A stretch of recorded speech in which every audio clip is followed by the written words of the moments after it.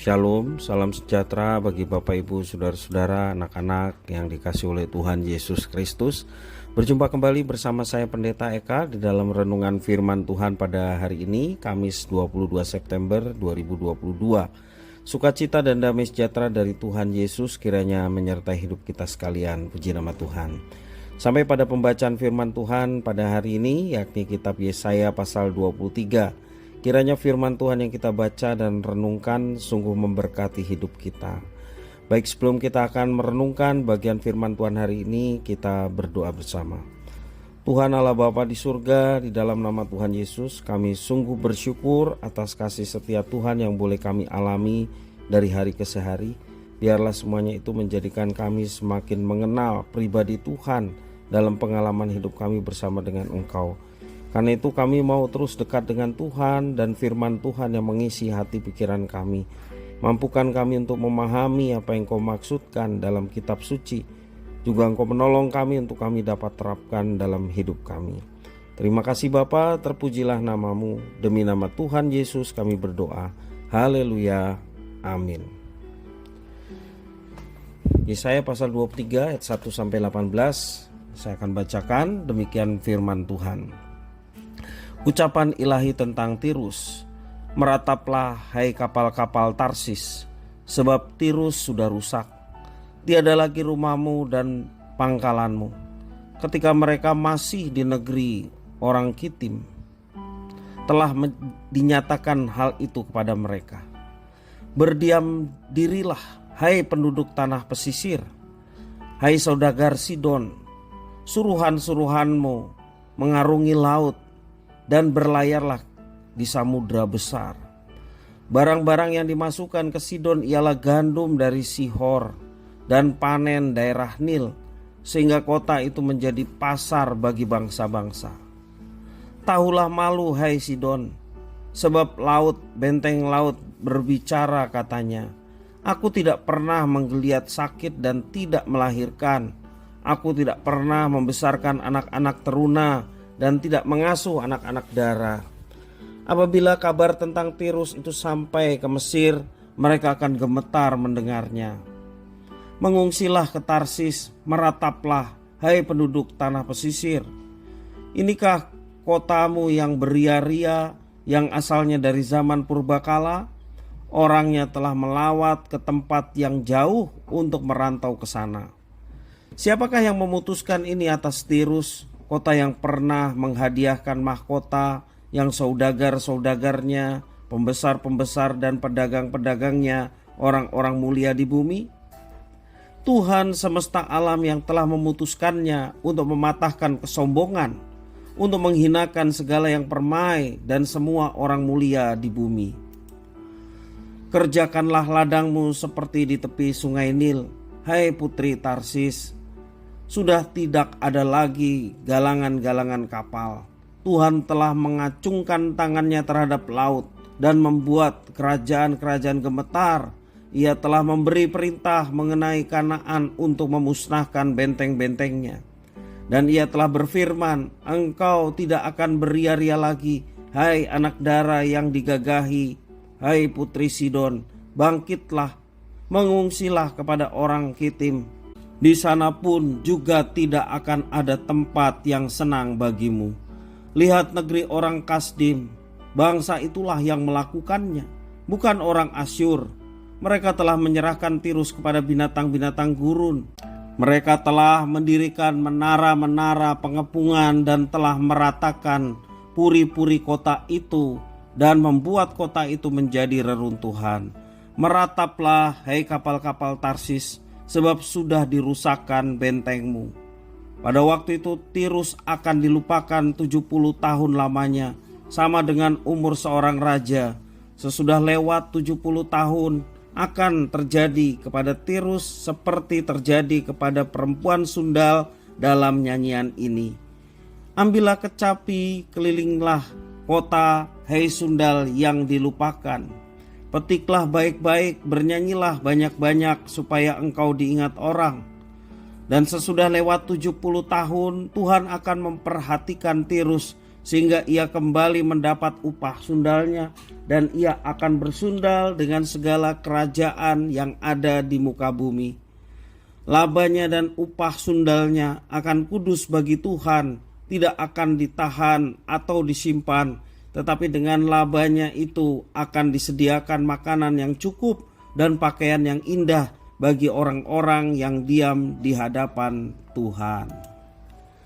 Bapak Ibu, saudara-saudara yang dikasihi oleh Tuhan Yesus Kristus, kesombongan seringkali menjadi pemisah dalam sebuah relasi atau sebuah hubungan dan persekutuan.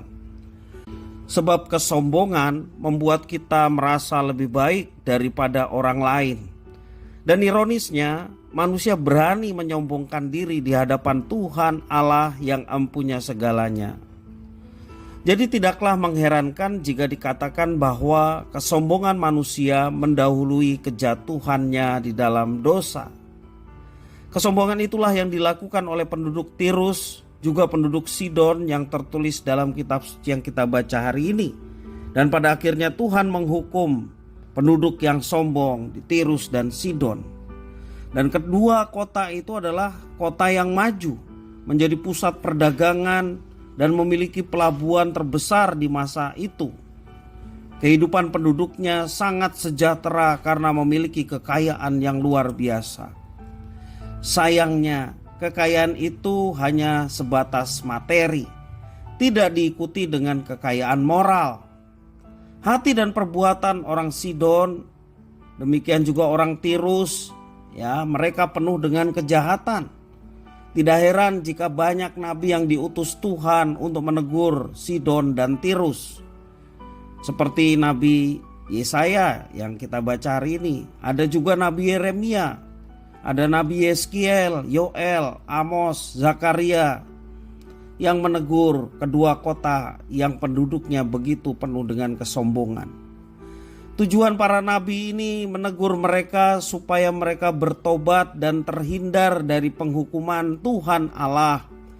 Namun mereka tidak mau mendengar teguran itu. Mereka justru semakin tenggelam dalam kejahatan dan tidak mau bertobat. Dan pada akhirnya akibat dari kesombongan mereka, Tuhan Allah menyatakan penghukumannya. Allah tidak menyukai kesombongan. Sebab hal itu merusak atau memisahkan relasi antara kita dengan Tuhan. Oleh sebab itu marilah kita mencoba memeriksa hati kita. Kita mengevaluasi diri. Adakah kesombongan di dalam diri kita? Adakah kita menyadari bahwa kita mulai tidak melibatkan Tuhan dalam segala rencana yang kita kerjakan dalam hidup ini? Kita merasa bahwa diri kita mampu. Kita merasa bahwa diri kita bisa, tidak perlu Tuhan, kita pun bisa melakukannya. Dan semuanya sepertinya selama ini sudah berjalan dengan baik. Bahkan keberhasilan, kesuksesan kita bisa raih tanpa harus melibatkan Tuhan. Apakah kita tidak pernah lagi melibatkan Tuhan dalam mengambil keputusan penting dalam hidup kita? Apakah kita sudah merasa mampu mengatasi segala persoalan hidup seorang diri saja dengan kekuatan dan kemampuan sendiri saja? Jika ya, mari kita memohon pengampunan kepada Tuhan dan bertobat. Sebab itu adalah tanda dan bentuk kesombongan yang kita lakukan di dalam kehidupan kita. Bapak Ibu, saudara-saudara yang dikasihi oleh Tuhan, kita mesti menyadari sesungguhnya kita ini adalah pribadi yang lemah dan tidak berdaya tanpa pertolongan Tuhan. Dan sebagai orang percaya kita menyadari bahwa segala sesuatu yang kita dapatkan, segala sesuatu yang kita raih, mari kita peka bahwa semuanya itu karena pertolongan dan kasih karunia Tuhan yang dinyatakan dalam hidup kita. Kalaupun kita mengerjakannya dengan sungguh-sungguh, memang itu bagian kita. Memang seharusnya kita harus bekerja dengan sungguh-sungguh dan melakukan apa yang dipercayakan dengan sebaik-baiknya. Dan Tuhan melihat setiap anak-anaknya yang dengan kesungguhan hati melakukan segala sesuatu disertai penyerahan sepenuhnya kepada Tuhan, maka Dia yang akan memberikan pertolongan dan keberhasilan. Kita menyadari bahwa kehidupan ini ada yang mengatur. dan semua itu Tuhan yang mengatur. Karena itu mari kita berpegang pada rencananya. Pastilah setiap apa yang kita kerjakan, ketika kita masuk dalam rencananya, ada tuntunan Tuhan. Sekali lagi, jangan kita menjadi sombong, sebab segala sesuatunya berasal dari Tuhan, dan pertolongan Tuhanlah yang membuat kita berhasil. Mari kita tanggalkan segala kesombongan dan bergantung sepenuhnya kepada Tuhan. Kiranya firman Tuhan memberkati kita. Kita berdoa. Tuhan Bapa di surga, kami mengucapkan syukur dan terima kasih. Kami bersyukur ketika kami ditegur oleh firman Tuhan, supaya kami tidak mengandalkan diri ataupun manusia. Kami tidak menyombongkan diri oleh karena segala sesuatu yang kita raih sebelumnya, dan kami percaya bahwa kami dapat melakukannya sendiri. Kami mau menanggalkan semuanya itu dan mau bergantung kepada Tuhan, karena kami tahu Tuhan segala bentuk keberhasilan, segala sesuatu yang boleh kami raih, semua karena berkat dan anugerah Tuhan. Terima kasih ya Tuhan, biarlah kami senantiasa menyadari akan hal itu, sehingga tidak ada kesombongan dalam diri kami, tetapi kami merendahkan diri di hadapan Tuhan sebagai pribadi yang tidak berdaya dan lemah dan membutuhkan pertolongan Tuhan setiap hari. Terima kasih ya Tuhan atas firman-Mu. Kami mohon Kau yang terus memimpin hidup kami, sehingga kami mampu mengatasi segala sesuatunya bersama dengan Tuhan, bahkan mengatasi diri kami yang seringkali jatuh ke dalam dosa kesombongan. Kami mengatasi semuanya itu dan kami mau menekan semuanya itu, sehingga nama Tuhan dipermuliakan dalam setiap kehidupan kami. Terima kasih Bapa atas firman-Mu. Demi nama Tuhan Yesus kami berdoa. Haleluya. Amin.